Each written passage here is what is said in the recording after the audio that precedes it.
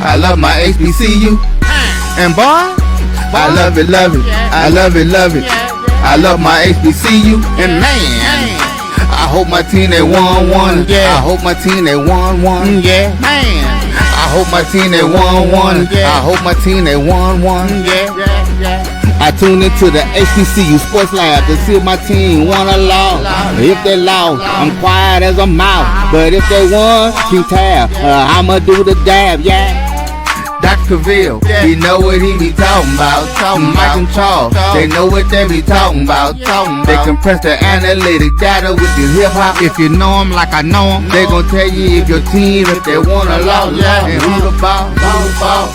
So listen to Professor, yes sir, and pay attention, cause he gon' teach a lesson. Down in the valleys, whoa, there is a place I want to go. The name of the place ringing in my ear, Atlanta, Atlanta, Atlanta. Atlanta is the land of the purple and gold. Oh, the land of the purple and gold. Better get there.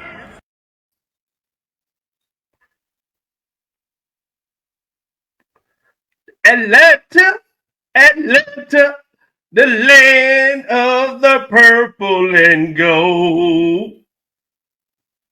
Welcome to episode 752 of Inside the HBCU Sports Lab, radio show and podcast, a show that covering the sporting HBCU diaspora, all things HBCU sports for institutions large and small. From the NEIA to the NCAA, we share insights and information on the HBCU sports culture, HBCU athletic aesthetics to facilitate the story of HBCU athletic programs and the business of HBCU sports. In short, we just call it HBCU sports pedagogy.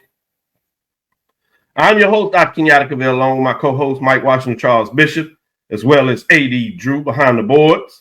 I'm going to give us some updates on the mid-major level. We are filming from our home studios and sending a signal live to KSWA's 12:30 a.m. studios, as we traditionally do on Tuesdays and Wednesdays, with Texas Radio Hall of Famer, multi-Hall of Famer, Ralph Cooper in the beautiful home of Texas Southern University from Houston, Texas.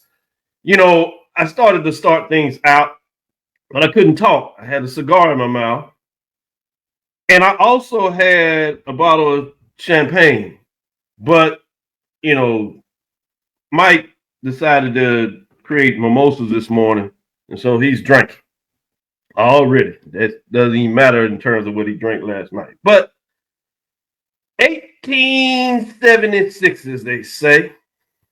I want to say a big shout out, congratulations to Coach Jackson, the players, assistant coaches. Was so glad that I got a chance to be at the Western with them as they were preparing that morning, and they were able to get it done on the field as they win the 2025 SWAC Championship game, 23-21. Today's episode of Inside the HBCU Sports Lab is sponsored by THD Agency and 1876 Sports and Culture, 1876 Athletic Foundation. THD Agency is a company that provides sporting education, consulting, and data analytics. These organizations abound other organizations that were those that put in a lot of work to make sure that today came to fruition. It's been a while, but it's our time. I want to shout out for all those that are saying congratulations, and shout out to all the PV fans out there that have supported this show, all the HBCU fans, SWAC fans. Special shout out to the Jackson State fans that reached out and said congratulations. I appreciate those that have that high level of sporting recognition. With that being said, let's bring the other folks on the show. Without further ado, let's get to our talk. I will say this as we bring them on.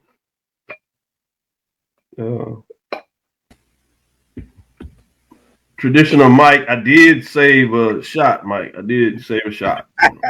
I understand how you do things, and I didn't want to disappoint you, sir. I did save a shot. Thank you, Charles, for the cigar. Your hospitality in Jackson, along with the other Jackson folks, never lets me down.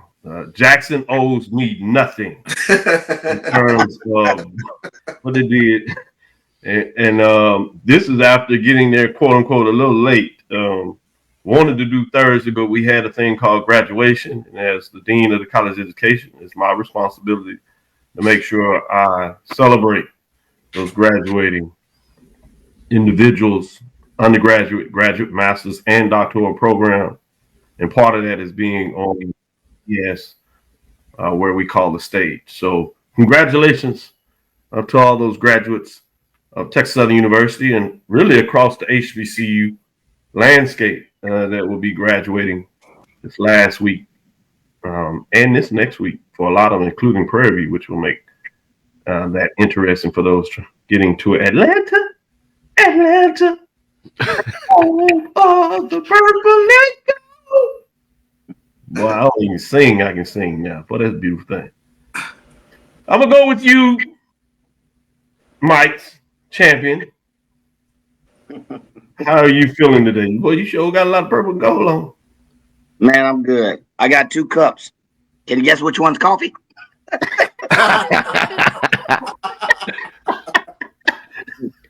Atlanta,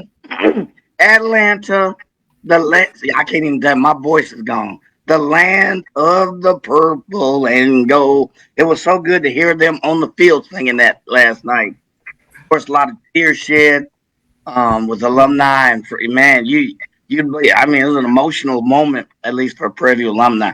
There were folks hugging, whatever somebody you may not even know. We were on the field just hugging each other. So it was a great experience. But on the real, came back from a long way from Brazil on a business trip, and man, Jackson owes me nothing as well. They owe me nothing as well. So thanks, Charles, for CB for everything and all that you do. But it was just a fantastic moment. So shared by all. And as we were leaving, what I'd like is we were in the lobby and we still had Jackson State folks down there. You know what y'all did wrong, right? You know what you got to do next week, right? So there was no love lost. They realized, all right, we lost this one, but now y'all got to represent the SWAC. So I thought that was an iconic moment. There was a bunch of Jackson State people in the lobby saying, you know what y'all got to do next week. So that was my big moment of the evening. That was pretty cool.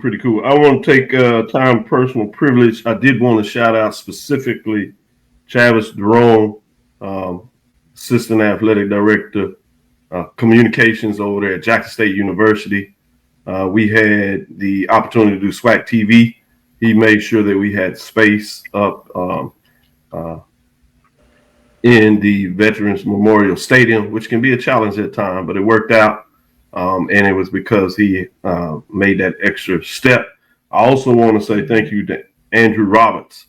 As I made requests for the 1876 Sports and Culture, he fully engaged and understood what was going on, and he approved those. So it allowed a lot of folks that have put in time and energy that may not be as recognized as we are on this show in terms of what we do moving forward.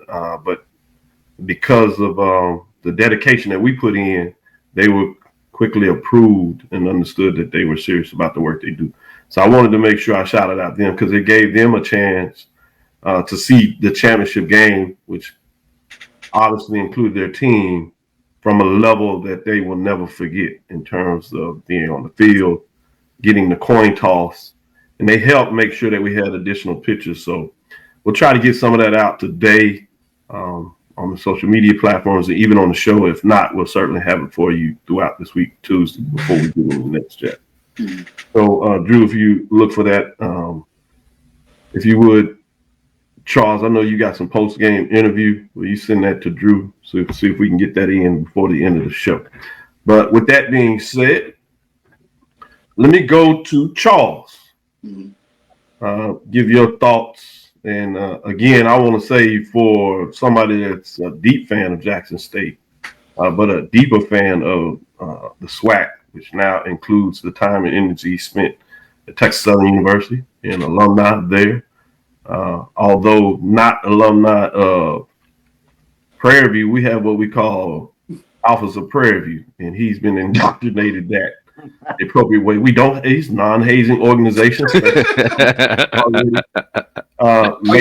got AIDS. Yes, he did. You can't say it. Yes, you can't say that in public, Mike. He got blessed. He got blessed. Big Mike, we're streaming live to a lot of people. They know what that they know. He got blessed. How about that? I thank you. Just yes, please. We don't want to get a call from Nash. This is not the time. And shout out for Southern University Alphas who've been cleared, and they're back on the yard. I was excited to hear that, troubling when that came out, particularly. Yeah. I want to do that. So, with that being said, Charles, what are your thoughts? And thank you for your gratitude and grace. Sure. Let me start first and foremost. Congratulations to Prairie View. The destination is Atlanta, but the stop on the destination to Atlanta is the SWAC Championship, and it's always very special to win that SWAC Championship, to hoist that trophy. And Mike, you alluded to it, the tears of joy of the fans, lining the field, just wanting to be a part of it. I've been a part of that experience.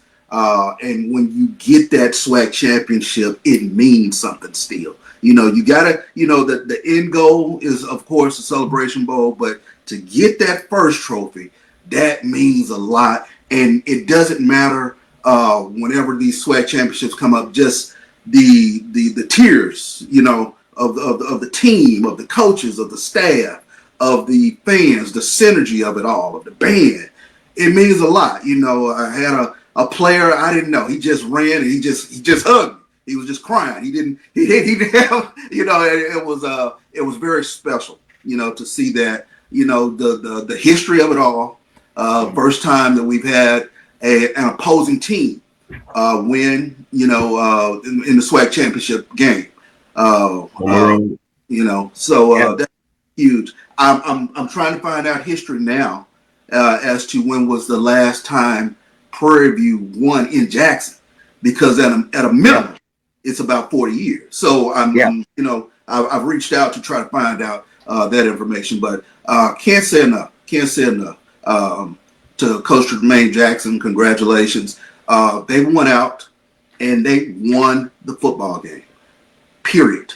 They won the football game. They went out there and they did things they had to do. It's been quite some time since I've said a team played more physical than Jackson State, and I give that credit to Prairie View. They played more physical than Jackson State on yesterday. So kudos to them. You can't say enough. You tip your hat to the work that they put in. They went out there and they got it done. And to the victory goes forward. Appreciate you, Charles. I'm just, cigar. No doubt. Celebrating because Charles did that so well. It made me want to go back and pull out my cigar and just realize that, hey, we won the SWAC championship. Yeah. AD Drew, get your thoughts, and I know you got a two-part. You can obviously talk about the championship game, and you were there for the playoffs, so you can spin off a little bit of that too. So whatever direction you want to go at this time, it's on you.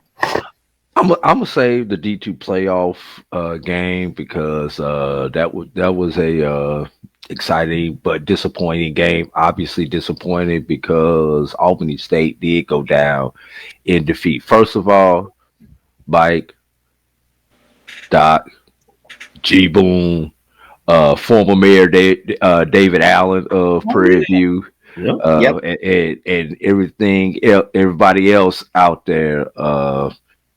This is for y'all. Number one. Number two. Thank you. For those in the Houston and Dallas areas, there are flights available to Atlanta right now, today, for starting around $300 round trip. Shout out to Latanya Thurston. The ticket link is already on the Prairie View A&M website. Yep. Go get your tickets, plan your flight, and get there. Now, for the rest of the SWAC. Okay, you didn't get there, the other 11 teams. But now your job is to support the conference. We have a representative for the SWAC. Get to the Black College Super Bowl in Atlanta on Saturday and support your conference. So want to make sure I get those things out there. Dr. Cavil, also very impressed with the crowd on yesterday. I was a little low. I sold y'all a little bit short. I'll say it about 28, 27, 28K was what I was expected. 32, lost that bet. So shout out to those. Now we need to see that same purple and gold contingent in the bins on Saturday. Yes. They were right after the game. I saw a lot of folks on their phone. Yep. Making reservations.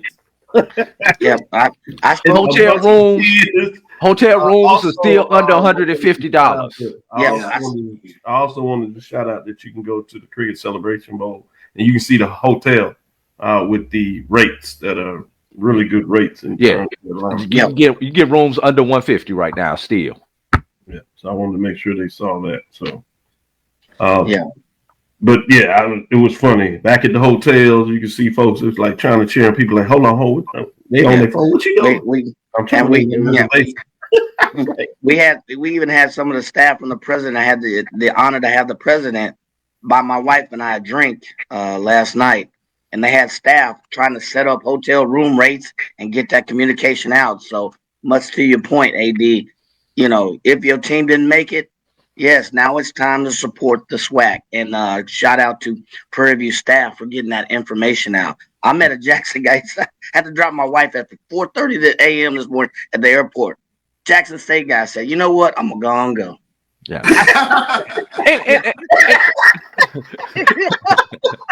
I'm like, I appreciate you, brother. He's like, yeah, I'm gonna go, man. I said I wasn't gonna go, but I'm gonna go. He literally just hit that guy right there. He looked over and he'd be like, I'm gonna go. And let me not be conference centric. BAC.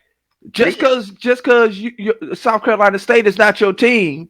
That's right. You know, we still need to BAC there too now. You know, don't BAC people. Don't let these SWAC folk outdo y'all. Don't let all these SWAC folks show up and outdo y'all, and then we talking about the BAC don't support their teams. Look, y'all already got one arm tied behind your back because you only got 6 teams in the BAC, 8 if you count the 2 basketball playing institutions. We need y'all there too, but you know, BAC show up, show out. We show them that y'all still about something. Yep, and the HBCU culture, the CIAA, SIAC playoffs are now officially, unfortunately, over. Morehouse, Clark, Atlanta, you have no excuse. Yep. Yeah, and usually we see that, but let's continue to see what that looks like. With that being said, let's take our first break, come back on the other side. Let's break down the top 7. Obviously, that will go pretty fast, and then we'll get in some discussion for the ledge as well as, more importantly, superlatives. What are the Big Ben Cavil superlatives for this week? We'll be right back on the other side. Good job, Emmett. Way to get the information out there. Appreciate you. Yep. This is the Dean of the College of HBCU Sports, Kenyatta Cavil of Dr. Cavil's Inside the HBCU Sports Lab with Mike Washington and Charles Bishop. Come mix it up in the lab where the course lecture is in session every Tuesday from 6 o'clock p.m. Central Standard Time on Facebook Live, YouTube Spreaker, or the BCSN app. As we discuss all things about the HBCU sports culture, including exploring the week that was in the sporting HBCU diaspora, as well as the upcoming week of HBCU sports. With me, the Dean, the College of HBCU Sports, on Dr. Cavil's Inside the HBCU Sports Lab with Mike Washington and Charles Bishop. Course lecture dismissed.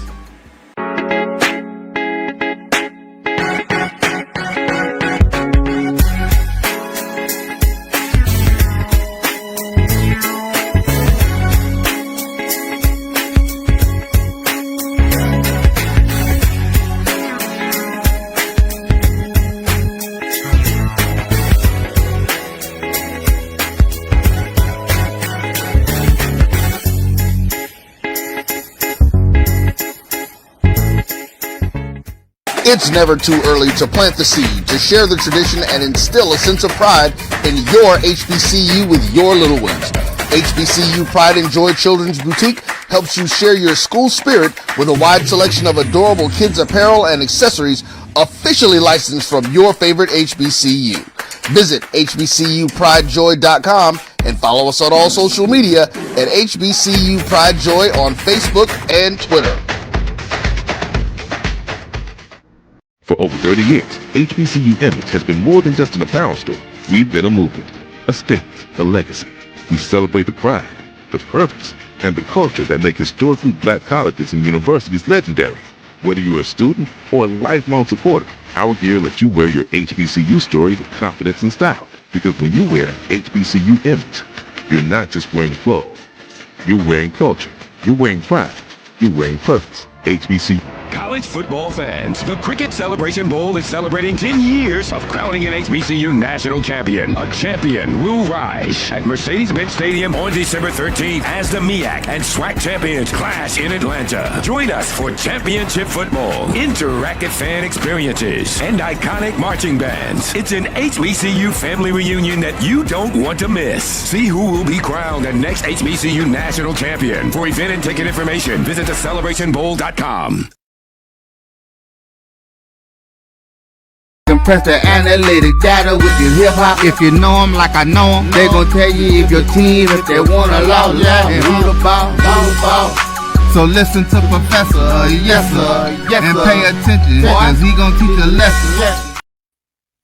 This is Dr. Cavil with Inside the HBCU Sports Lab. Let's get into our next segment where we break down what transpired this past weekend at the major level in terms of the scores. Obviously, it was one big game, and we also had a playoff game at the mid-major level, so we'll include all that in this discussion. We will go over the Big Ben. That's Ben L. Cavil Senior Big Ben Award. We will give you out helmet stickers in terms of those superlative players that got it done this past weekend. When you talk about that, Big Ben played in the SWAC in 1925. Or after it was founded in 1920, you're talking about 100 years ago this year. Happy to give shout out to the Wiley College, Big Ben All-American and conference champion, 4 to 5 years getting it done back in the day with the Wildcat 11. With that being said, I guess it would be likely that a Prairie View guy will win this year championship. But there are a couple of other superlative players that will be on the finals list. So we'll see what that looks like. Well, that really quick. Prairie View last beat Jackson State in Jackson in 2016, actually. Yeah, 16. Before that, I think he went back to Florida. That was that little blip where Jackson State had kind of fell down there. Fell off the edge, tough. Yeah. Bad. He fell off the ledge. He just went there. It's rough. With that being said, let's go ahead and get into this week's games. Let's start with that mid-major game as we move into that is week 13 for mid-major. That is the Newberry Wolves. Albany State was playing really well. I think they were up 21-3, if I'm not mistaken. You're correct. But Newberry with the furious comeback and ultimately gets the victory to move on, 31-24. So the Wolves improved to 12-1, 8-1, and the Golden Rams fall to 12-2, 8-0 in terms of what they did this season. While this is disappointing, obviously quarterback did not play. Still looking to see what was behind that. I think there might have been a slight injury he had in the previous game. I believe he was on crutches. When I saw on the sidelines and heard some of the talk, obviously I was occupied in a lot of ways. That was the SWAC championship game. So just wanted to give you a little update in terms of what that looks like.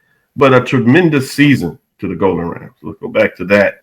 Last week, with the victory over Benedict, a de facto HBCU Mid-Major Division national champion in the playoffs, Golden Rams came out the national champion. We need to see if we can get to Quinn Gray maybe on Tuesday and give him a chance to celebrate his team and his coaches in regards to the honor for what they did in the playoffs, winning 2 games, as well as earning the 2025 Dr. Cavill's HBCU Mid-Major Division National Championship. And they actually, to their credit, this year, they got it done on the field in terms of that matchup with the number 2 team, Benedict, as they were traveling through the playoffs.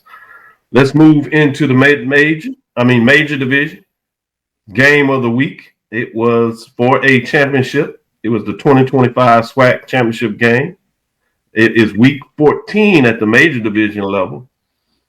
We have 1 game left, 2 teams left now. Number 4 at the time, Prairie and the Panthers defeat Jackson State 23-21.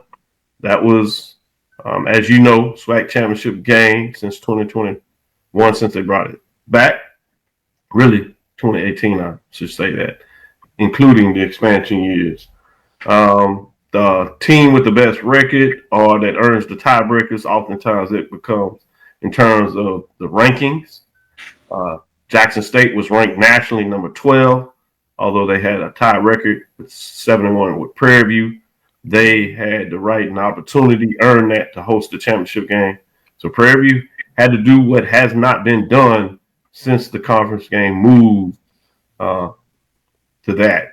Also, they X'd out the fact that the West, they finally put the West back on top as the Eastern Division has dominated, particularly since the expansion years. And so they win in fine fashion, 23-21.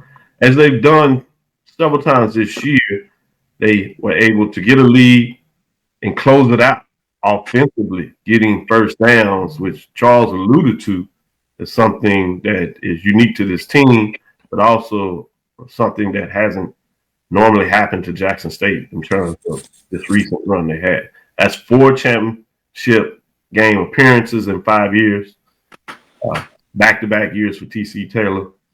Shout out to Jackson State, which was a worthy championship host in terms of what they got there.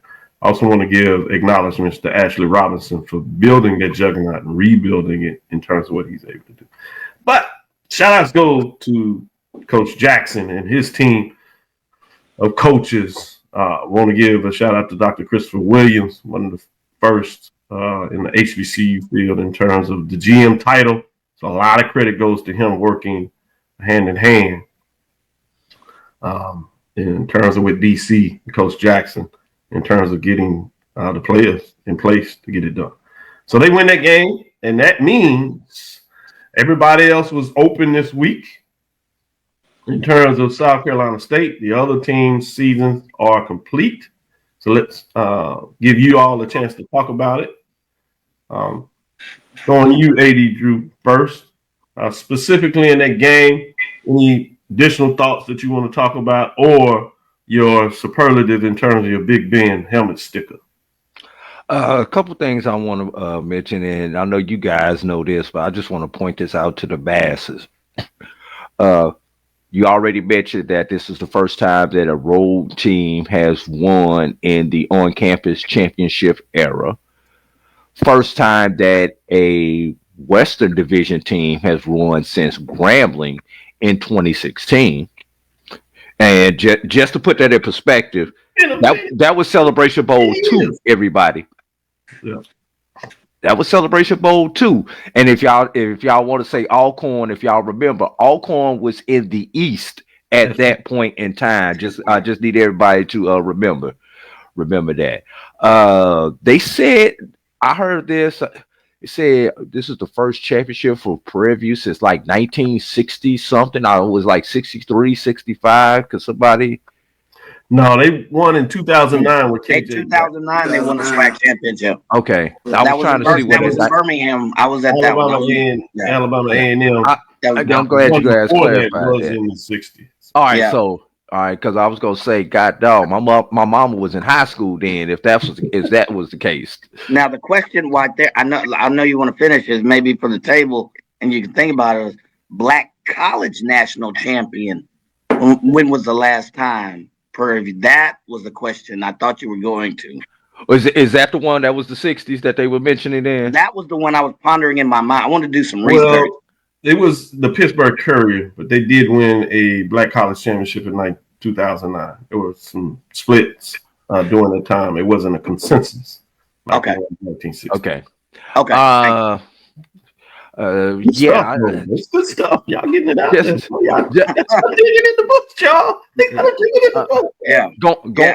Going over to the media folks. That's how we are. Oftentimes, sorry to interrupt you again, but I wanted to give a chance for folks to get behind the veil. So when we're in our media press rooms or in the press box around, and we start to see things going away, or as soon as things go zero, if it's a close game like was, you start having folks looking in their thesaurus, their encyclopedia, many of those Black College encyclopedia of folks that have been around for a while, and you start asking them, and they verify and look. And those are the kind of questions as you start to write up or prepare for your shows that you want to give that historical context. So these are the kind of discussions that we have behind the scenes where we were all moved around.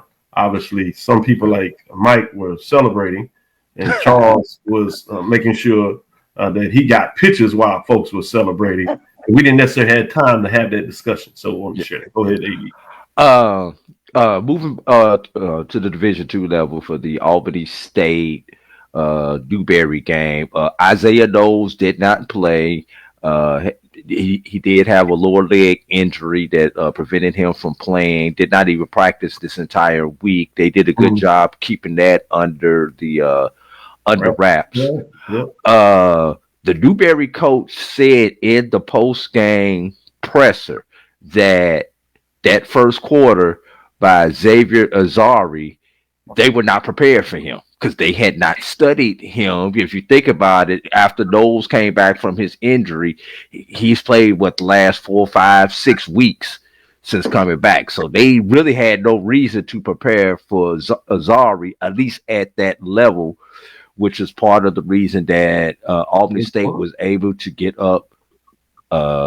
Actually, the score was 21-0, Dr. Cavil, before Newberry got on the board. And then they answered with 31 unanswered points before Albany was finally able to muster a field goal at the end of the third quarter. Defensively, Albany State was hot. You're talking about a quarterback in Reed Sharpia who had only thrown 4 interceptions all season long. The Dirty Blue defense picked them off twice. Nice. So let's keep that. They sacked him a couple of times. The guy had only been sacked like 15, 16 times. If I could see how many sacks they had, let me see right quick. He was sacked 4 times. So nice. They for somebody who's only been sacked 15 times all season, for you to get 4, which shows that the defense did what they were supposed to do in this game. Second quarter, well, let's put it. It looked like a game of Madden. First quarter, Albany State jumped out just like you do on your friends when you're playing Madden, and then they figure out that you do which play you going to, and then the second quarter, Newberry figured it out and jumped up. Now Newberry was helped out by their defense making some plays. The key play of the game to me was there were 9 seconds remaining in the half. Albany State was in field goal range. They were out of timeouts. They were on about the 25-yard line, 24, 25-yard line. 9 seconds, 25 yards out. I'm thinking I've got time for one more play before I kick the field goal. But Coach Gray decided he wanted to kick the field goal at that point in time. And this was like second or third down. So he had another opportunity before he was forced to kick the ball. And the field goal was blocked. Not only was it blocked, but it was returned for a touchdown. It was a block 6. When you look at the score, 31-24. That was the deciding factor in the game in the second quarter. You just didn't realize it at that point in time. That's not saying if they'd have took that one play and still took a shot at the end zone, they would have scored. That's not saying that the kick still would not have been blocked one play later. But the fact that you did not, when you had that opportunity, you did not give yourself that one last opportunity to try to score. I thought that may have been the key pivotal point in the game. Also, defensively, last thing. Let's be aware of the time. All right, I'm just one last thing. Defensively, Albany State, 4 defensive pass interferences in the first half. 2 of them I thought were legit. 2 of them were questionable, but they could not figure out Newberry's receivers, and they were grabbing and holding, made the great halftime adjustments. Newberry wasn't able to get anything to their receivers in the second half. Good analysis. Great breakdown.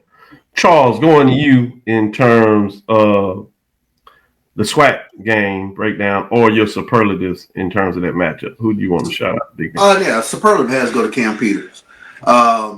What he was able to do. I'm going to be seeing that quarterback. I saw that quarterback draw in my sleep. I'm not going to be seeing it. I saw that. You finally could go to sleep. When I finally go to sleep, I'm awakened by Cam Peters in his quarterback draw. All I can see is a damn a guard crashing down, taking out a linebacker, and off he goes. That sort of deal. But yeah, I mean, that was the key one last time when he got the first down to be able to. They got that first down. Yeah. Right. I mean, I can't say enough about what he was able to do yesterday. That was a huge game for him. Just from that standpoint of throwing for 294 yards. And he had 24 rushing attempts, and that was one of the questions I had in the post game. Like, what did y'all see? Because I kept talking about, we know Lamajay McDowell, we know Chase Bingman, but in my head, the third party of that was going to be Shadrick Byrd, and it happened to be Cam Peters from a rushing perspective. But Doc, I'm going to go fast forward it all the way to the fourth quarter when Jackson State had stolen momentum. They weren't able to, get anything on a particular drive, but they punted and pinned Prairie deep. And this is what I talk about with regards, it's not the drive doesn't finish out the game, but essentially it finishes out the game. You're talking about a drive that took 9 minutes or so off the clock, just moving the chains. And I just thought that was just masterful.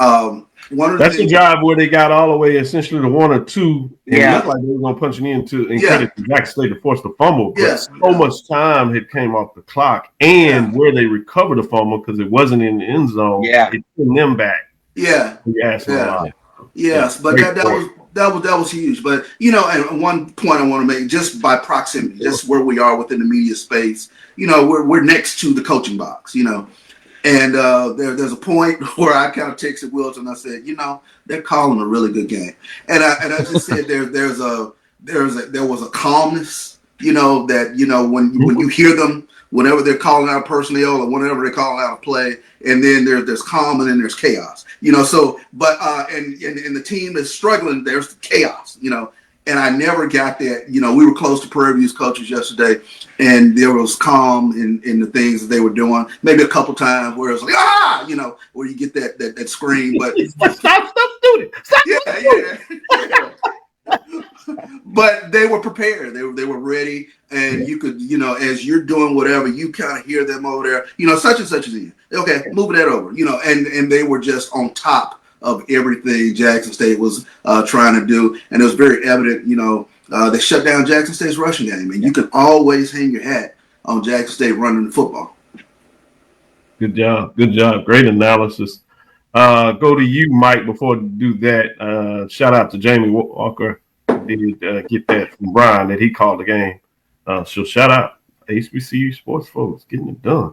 Mike, what are your thoughts in terms of Big Ben Sticker Award? What direction you want to go?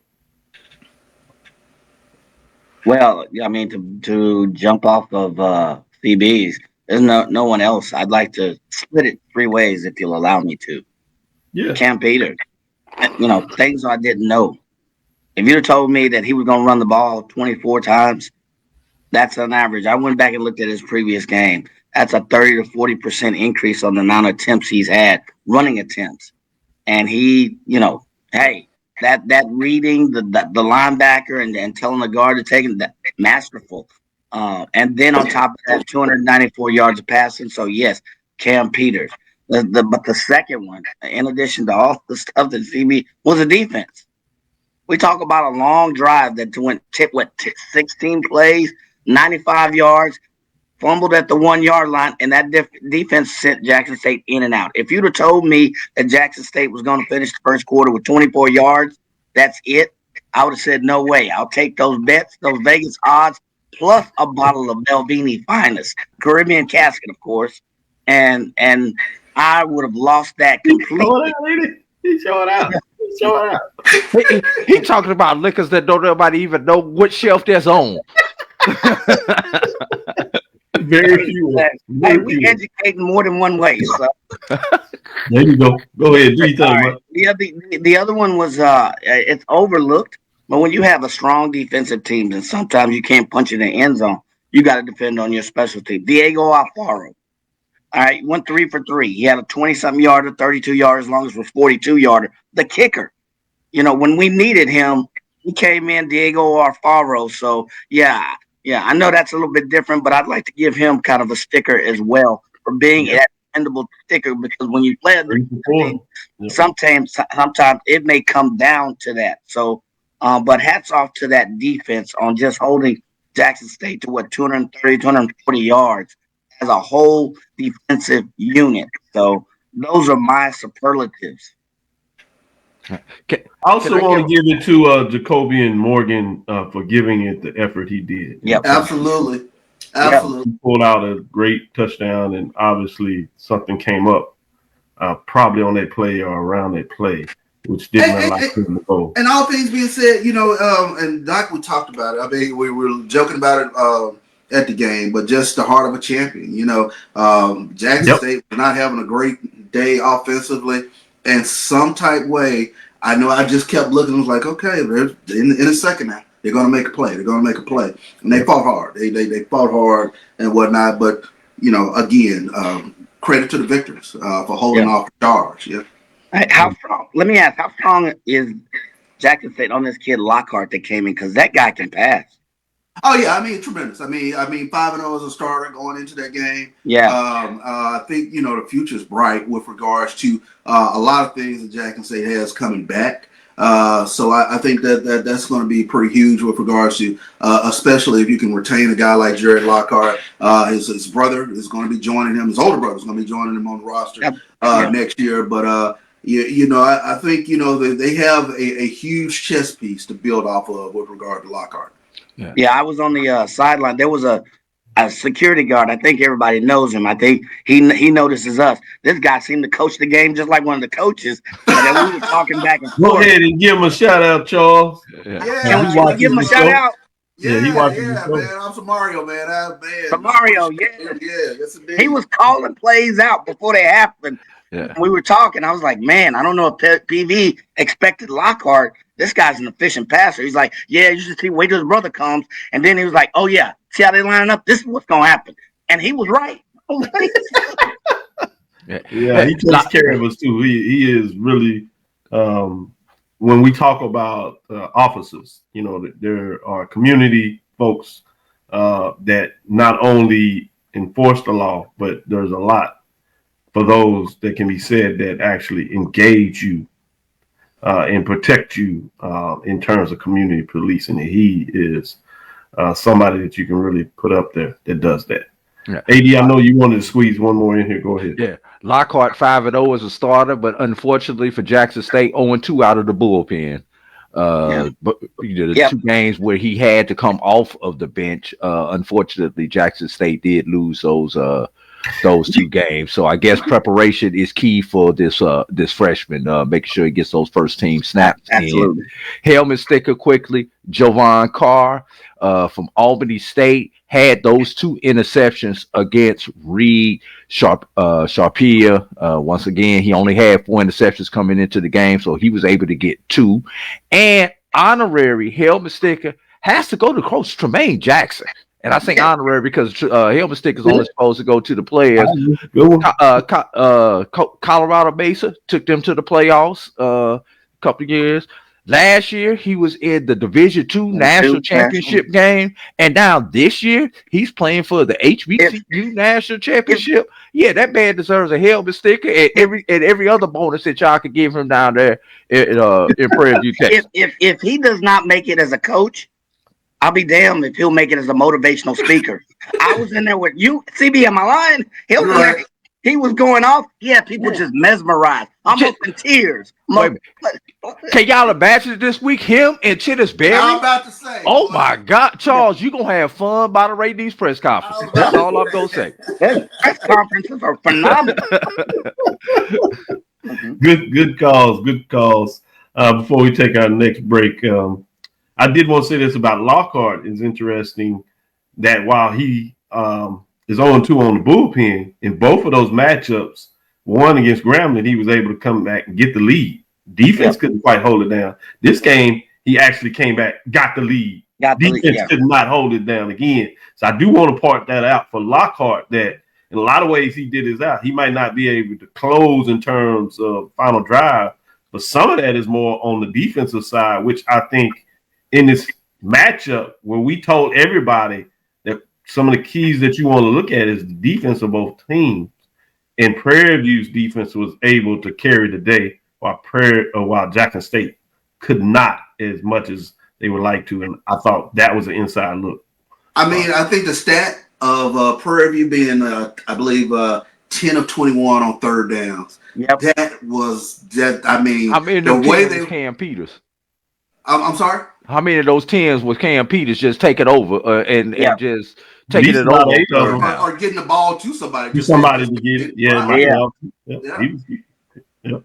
Very crucial. And 1 and 3 on fourth down. Yep. It's fascinating. But yeah, when you hold Jackson State to 244 total yards, 160 passing, 84 rushing, that is a major statement in terms of holding that offense. And then being able to put up 424 yards, 294 passing, 130 rushing is a major statement. How about that possession of the game?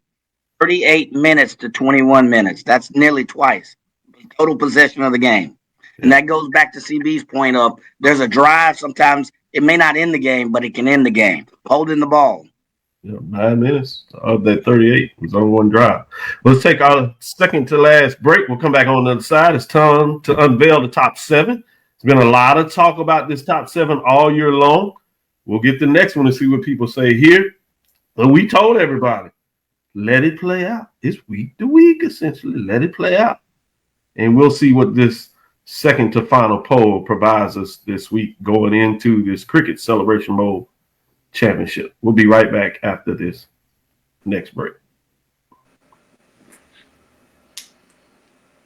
You're looking for the latest information on Southern University sports, the Southwestern Athletic Conference, and HBCU athletics. There's only one place to go. Tune in to the Carlos Brown Show, exclusively on the Black College Sports Network. Planning an event? From weddings to corporate functions, CMJ Events LLC brings over 15 years of experience to make your vision a reality. Based in Metro Atlanta and serving statewide, even internationally, we provide versatile event planning and authentic catering cuisines tailored to your needs. Whether it's pre-game meals for student athletes, fundraisers, weddings, corporate functions, CMJ Events LLC is your one-stop solution for exceptional service and unforgettable food. Our diverse culinary heritage means we cater to all cultural taste, dietary needs, and food restrictions, making every meal uniquely yours. Let's make your next event unforgettable. Visit us on all social media at CMJ Events LLC or email us at cmjevents HBCUSportsLLC@gmail.com. Also, give us a call at 404-664-3882 so that we can start planning now. College football fans, a champion will rise in Atlanta on December 13th. MEAC champion, SWAC champion, the 10th Cricket Celebration Bowl, crowning an HBCU national champion. For event and ticket information, visit thecelebrationbowl.com. ESPN Events presents Red Lobster Band of the Year, a title reserved for elite HBCU marching bands. A season-long competition that culminates in Atlanta on Friday, December 12th. Drum majors, percussion, drill, auxiliaries, musicality. All aspects will be examined by the toughest judges in the world of college bands. 4 will qualify for the big stage, where national champions will be crowned. Follow us on social media for rankings updates throughout the season. And join us in Atlanta on December 12th. For event and ticket information, visit bandoftheyear.com. Compress the analytic data with your hip hop. If you know them like I know them, they gon' tell you if your team, if they wanna lose, and who the ball. So listen to Professor, yes sir, and pay attention, cause he gon' teach a lesson. This is Dr. Cavil with Inside the HBCU Sports Lab. Charles, were you able to share the interview stuff with AD Drew? Oh, let me let's do that before the end of this segment, or coming on the last segment may be appropriate as we get into the Cricket Celebration Bowl and kind of put the final pin on the 2025 SWAC Championship game. With that being said, let's get to our rankings. Week 15, 1207. Like that 7 number there, Charles. Yep. And Mike. Yeah. Pretty good, especially after this Founders Week. It went well. I like it. With that being said, I see you trying to get that history in, Doc. Yeah, you know. I bought you in well. Thank you. I appreciate you. You see, Mike has it good. Mike gets off the plane. Where you at? We doing the SWAC TV. I got to take care of this. No worry, bro. I got you. Now I go, Charles. I said, Charles, I got to go take this to Mike to get his ticket. He said, "What?" He said, "Go ahead, take care of your business." So Mike has his personal delivery of his media credentials. Thank you, baby. Thank you. Well, Thank you. No, there was payback. You gave me, hey, Mike, here's your media pass. He took my cup. Get it to me. And then walked off. I was like, God, what? He just walked off. He's like, here's your pass. Hey, I was gonna throw it away for you. At least that's an excuse on you. For everybody on the line, there was coffee in that cup. And that was a real good coffee. Brazilian coffee. All right, let's go to the next one, talking about no one dropped out of the poll. It's pretty solid in terms of where we are in there. But let's get into those receiving votes. You saw what that is. That stands with teams that had 500 or winning records. Texas Southern, Tigers, Bethune-Cookman. We usually do the top 3, but we this year only had 2 that we were able to get to that 500 or above record. But when you get into the top 7, you start to see some elite records. So let's get into that. With number 7, you have Grambling State Tigers. Finished this year on a tough loss in the Bayou Classic, but they stay in the top 7 at 7-5, 4-4 overall, 139 points in that position.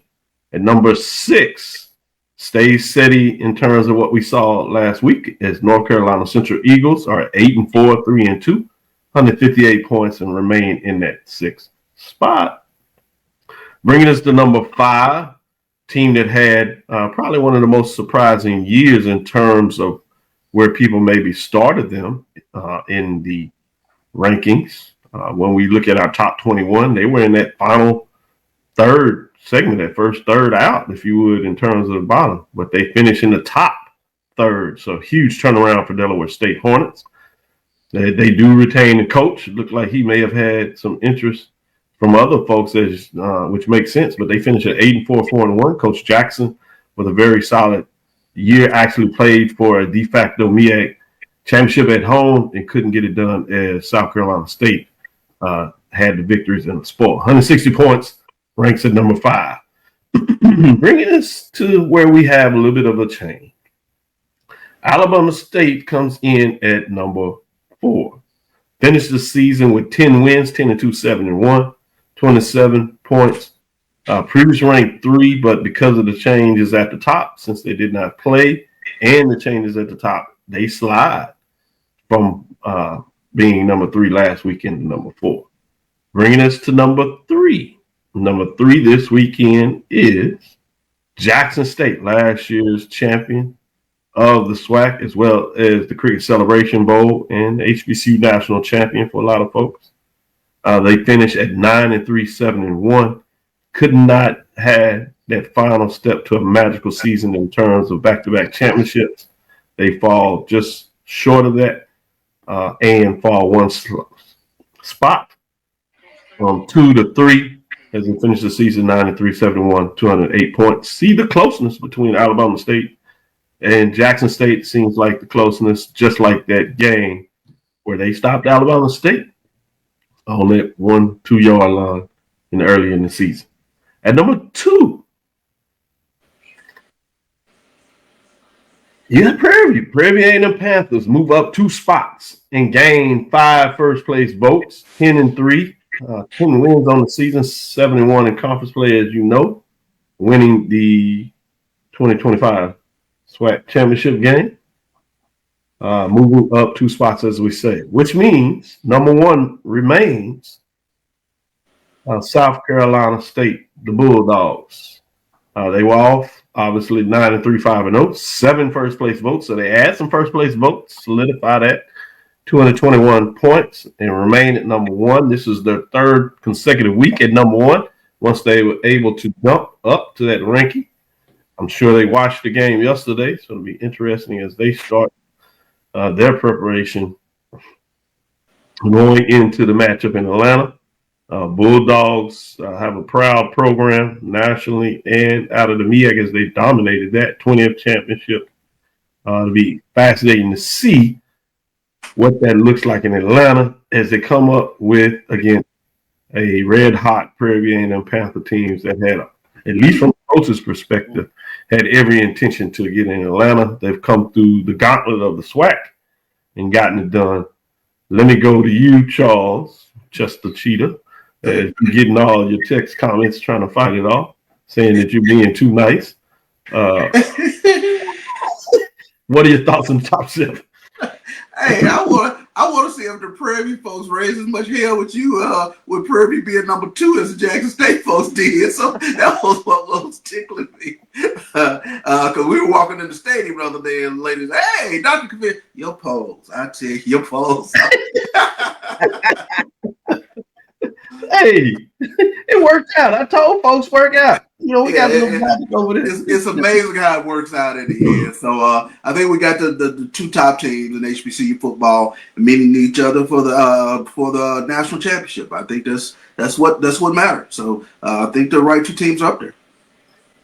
With that being said, Charles, the only problem I have with my Prairie View fans, they don't get too much in terms of what I do with my polls. What they want to know is that I am truly a Panther. Exactly. When I have these other things on, whether it's Texas Southern or, I travel around, I support HBCUs. Whatever reason, they seem to get a little nervous. They like, they think my fandom is high, but I guess they continue wanting me to prove it. So the polls for them is like, we don't worry about that. We need to make sure that you know that you are Panther first. I said, I'm good. My money goes down. The payment. I feel bad for Doc. I feel bad for Doc. Doc will walk in place and he'll get side-eyed by Prairie View. Is this Prairie View Doc or is this TSU Doc? Because Prairie View Doc can come in here.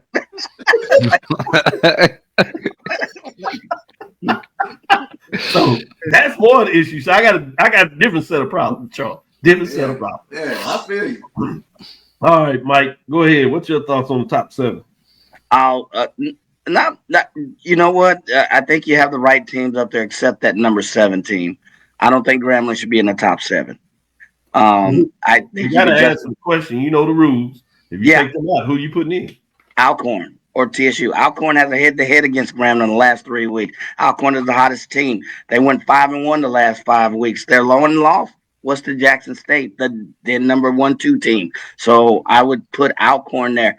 They arguably were getting it together the last half of the season. So if you look at the totality of their work, I think you could either justify them or even TSU. So I could see TSU more than Alcorn with the losing record. Texas Southern obviously had lost to Alcorn, but they had a win over Grambling. TSU had a loss to Alcorn. That's all. That's the only reason. So yeah, but they finished also with the winning record in terms of conference play. So exactly. When you talk about Texas Southern, wow, Alcorn did not. But intriguing conversation. He wants to drop Grambling out of the top 7. Yes. 80 Drew, your thoughts? I see Mike's argument, but I want to give you an alternative to your alternative, Mike.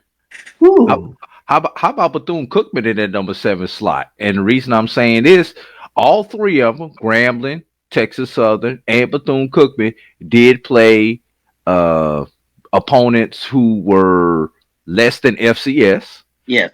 But Grambling played 2 of them. Should have lost that 1. Texas Southern played the perennial bridesmaids, the perennial prom date.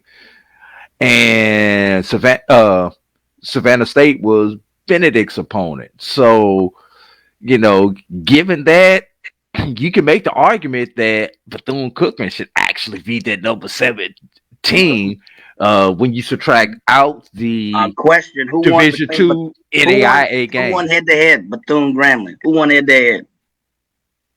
I give you that. That's why I said this is the alternative to your alternative. I'm just trying to make conversation, Mike, that we can have a productive podcast. I didn't say again, that's what challenges is when you looking at holistically, and then when do you put in the head-to-head? It's right.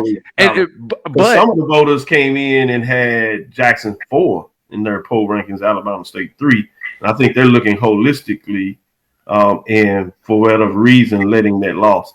And we're going to see this play out with the CFP. Take a big dip in that. But you had them same type of arguments. Yeah. You're looking at holistically, season, winning game was played, all that kind of stuff. Yeah. But that's fascinating. But I did want to ask this question before we take our last break. Can you remember a time in the season where you had so many big matchups where the season seemed to ratchet up every week or every couple of weeks? You talk about this Prairie View team starting off in the Labor Day Classic where they win on the last play of the game after traveling down the field with big plays and getting the end zone, getting that call back and having to run it back one more time. With the Jackson State, Alabama State game.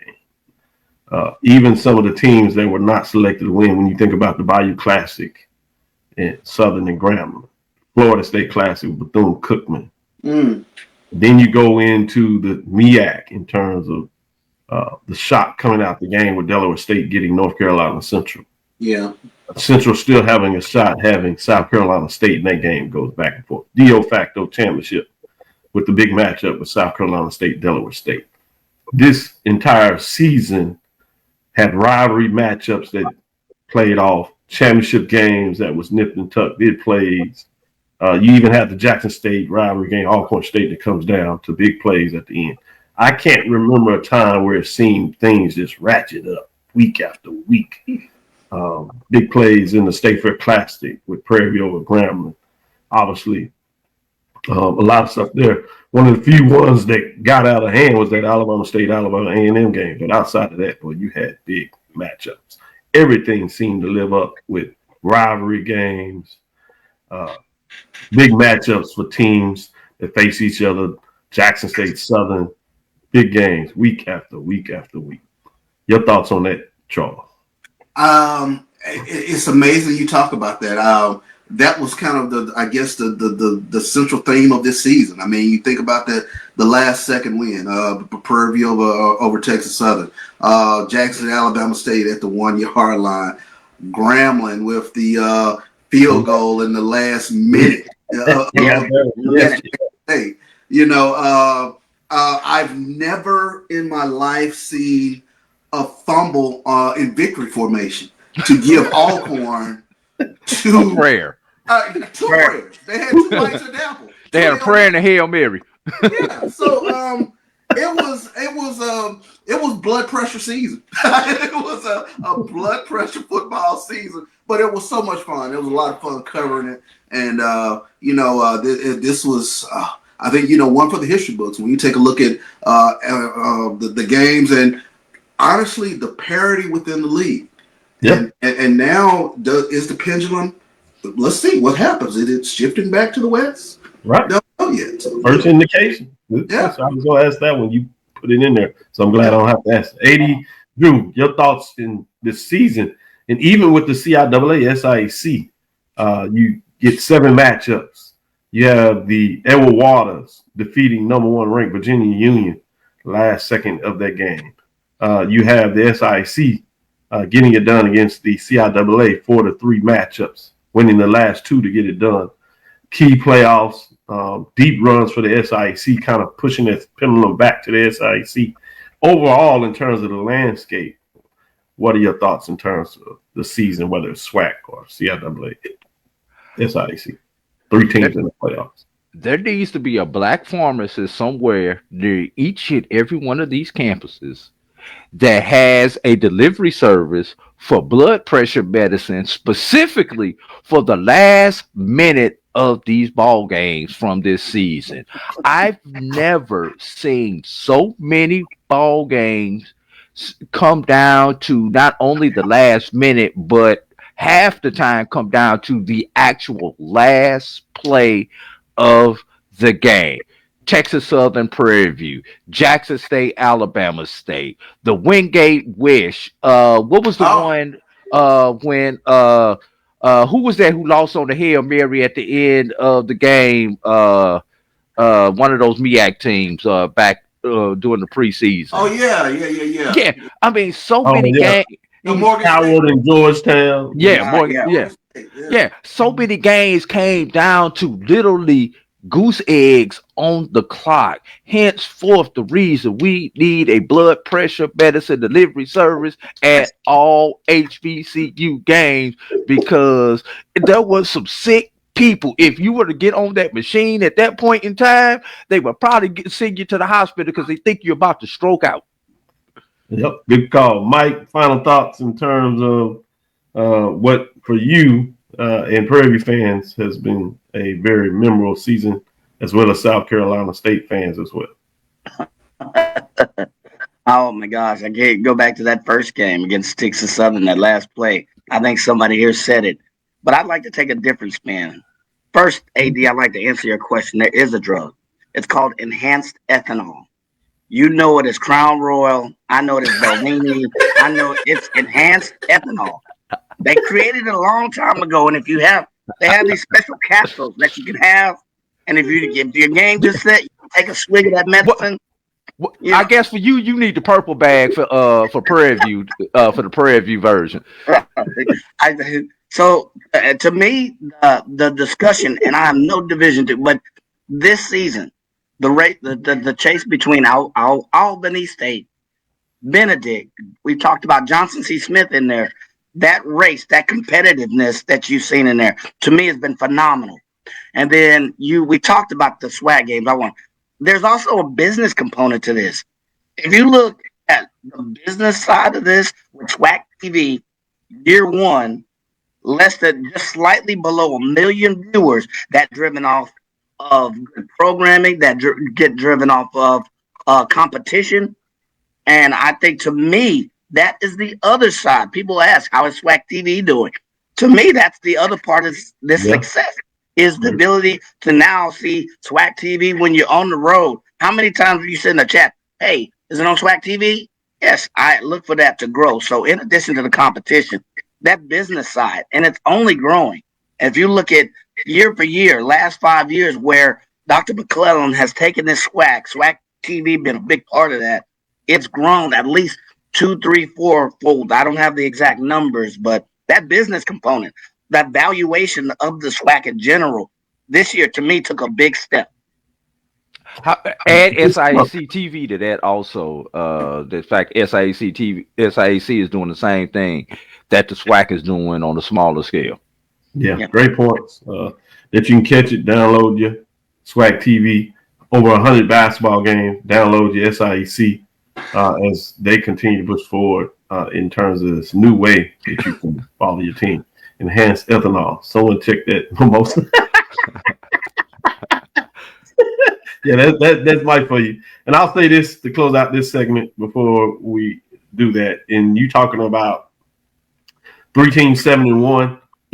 Although the West was finished 2 weeks before the end of the season, you really go back to the Labor Day Classic because if you do not get that victory, actually Texas Southern is playing in the championship game. So even though season seemed close, it's one play, as we talked about earlier, as coaches push you to get it done. And you literally go into the East that is settled late into the season against the rival, against Alcorn.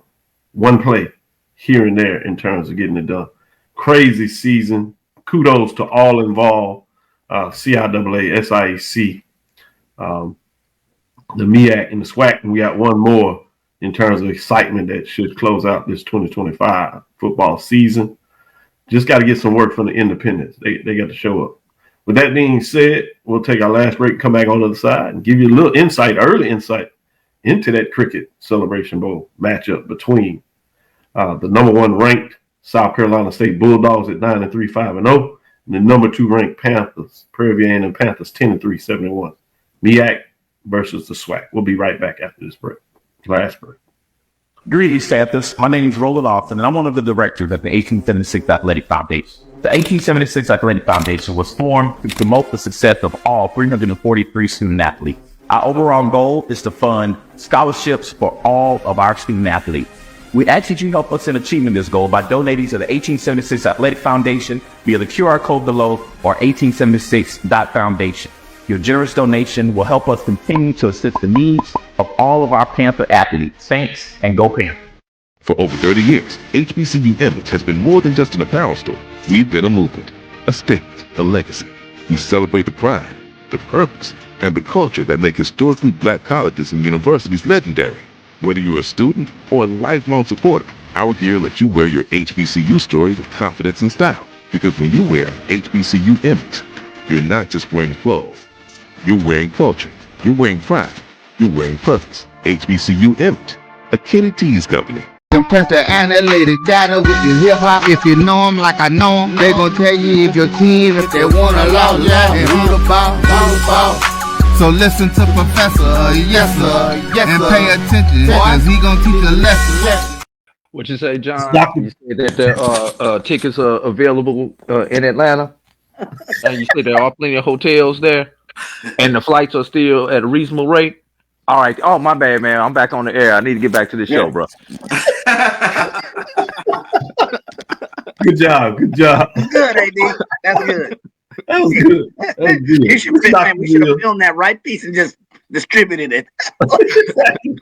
Dr. Viz inside the HBCU Sports Lab. We're enjoying ourselves here for our last segment. Continue to bring you HBCU sports. We're coming up to our second to last Sunday show.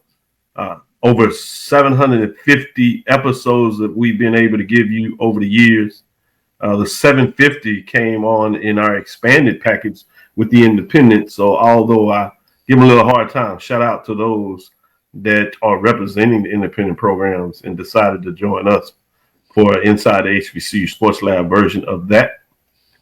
We sought to do it at the Division II level, mid-major, what we call it.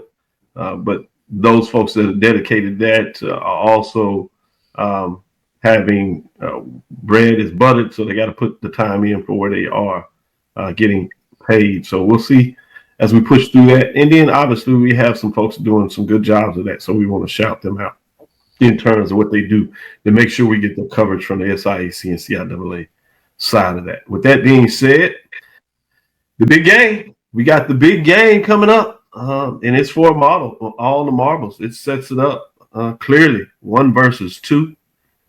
Champion of the MEAC, number 1 ranked South Carolina State Bulldogs at 9-3, undefeated in their conference race, 5-0, versus number 2 Prairie and Panthers, winning the SWAC, finishing at 10-3, 7-1 in their conference race. MEAC, SWAC Saturday. Game will be on ABC, 12 o'clock noon in Atlanta. A week full of activities coming up to that, where everybody, in terms of the HBCU sports culture, ascends on what many people call in that area the Mecca of Atlanta. Charles, I'm going to start with you to give us your thoughts. I know you'll be there early covering things and behind the scenes with a lot of work. What gets you excited about this particular game, specifically about this matchup? Two master motivator coaches, proud members of Omega Psi Phi, who can inspire. I think, some early chess pieces, looking at this game, the quarterback play of both teams. I think when you start kind of taking a quick snapshot of that in terms of who potentially could have success going against the other secondary. So I think those are the things that initially jump out for me with regards to this matchup. But just both Tremaine Jackson and Chettis Berry, they are masterclass motivators. And that's just one of those little side things that I'm really paying attention to, really looking forward to with regards to listening to both of these guys in terms of their process of getting their teams ready for this Celebration Bowl. South Carolina State, second bite of the apple. Can they get it done? But kudos to them in getting back to the Celebration Bowl. And, we'll see how Prairie handles this new experience. They've chanted, get to Atlanta since the jump. And now they're here. Let's see who meets the moment. Good stuff. Good stuff. AD Drew, your thoughts in terms of this Cricket Celebration Bowl matchup, 10th edition, celebration year. Should be fascinating to see in many ways. But what are your thoughts from the outset of what you expect in this matchup? While many of the people in the chat were looking forward to the rubber match between Jackson State and South Carolina State in the Cricket Celebration Bowl, which would have been the third matchup in the last 5 years between those teams. Wow. There was a group of guys on the Hill who said you would have to wait at least one more year for that matchup to occur, that being those men in purple and gold, the Prairie View A&M Panthers. First of all, what about the history of a man of Omega Psi Phi leading a team whose school colors are very similar to the championship game? So, Q's, I need y'all in the house. I expect to see a bunch of Q's in the house for this particular game. As you see, a lot of barking. Oh yeah, my God. George Clinton needs to be in the house, with the theme song for the brothers of Omega Psi Phi. But I'm just looking for, this is a fresh matchup. You've got a team that's been there before. You've got a coach who's been at this level before. What has Tremaine Jackson learned from that loss at Valdosta State on the Division II level in that national championship game that will better prepare him for this HBCU Black College national championship? He answered that in the presser. That's a good question. Yes. He was in the press conference and said that as well. Speaking of the presser, Charles, good segue. What does with this team and what he's done with the program since he's been the head coach is second to none. We really take our hat off to him in the program. But our players decided that they wanted to be champions. And when your players make a decision, then you just make sure that they can achieve whatever they want to achieve. And we made that decision a long time ago. And so I'm really proud of our players, our staff, our administration, our AD. I mean, everybody knows how I feel about our AD and the opportunity that he gave me. But I'm really glad tonight for Prairie View A&M Nation. There's a lot of people that traveled here. Hopefully we get them to travel to Prairie View now, AD. But we're excited. We know the job's not done yet. As long as we got this young brother right here, I think we're going to be all right. Your mic, Mike. Okay. Yep. So, Final statement. Go ahead, Mike. Atlanta is the place for the purple and gold. So anyway, I want to please, no cues stepping in the end zone. Please stop it. This is the Celebration Bowl. We can't have y'all stepping in the end zone. I know I'm with AD. We need y'all there, but please stay off the field. No steps. As a matter of fact, no stepping in the stands, please. Can they go through the concourse? Yes, go somewhere. Concourse or somewhere. and we and the bros were talking, man. You know, we have to wear this purple and gold. It's the school colors. They need some black Prairie View stuff, some black and gold Prairie View stuff, so I can wear that. Because I'm getting tired of all this purple and gold in my closet, but that's okay. I agree with you. And that DOG is a good thing, but you know, I like that DOG. You can change the acronym. You know, we always gonna try to find a way to take over. Right. Yes. Yes. Something. Yeah. It was a very, very confident Newt that will let you know that he is the reason that coach came and the AD. It is a very strong alpha that works as the business manager. So he is surrounded by some good folks, some other men of other, fraternal organizations. What do I expect? You definitely expect the defense, hard hitting, physicality. But I want to see how Atkins and that offense does against the Prairie View defense. On the like side, I want to see how Peters and that offense do against the South Carolina defense. That'll be interesting. You hit it. Two men who know how to motivate their team. You have one team that's coming in that has not, quote unquote, been there. So I expect the motivation to be there. You're going to see a class seminar on how to motivate your team by the time it's said and done. I hope they put it in a book. And then they call it Atlanta,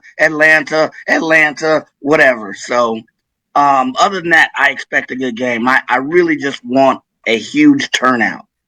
That's what I mostly want. So, but enough of it. Who said blue and white? Then Mike. Come on, man. Blue and white. I can't say how I want to respond. He's gonna give you a hard time for the Sigmas. You know, you talk to everybody else. He say he wants some of that too.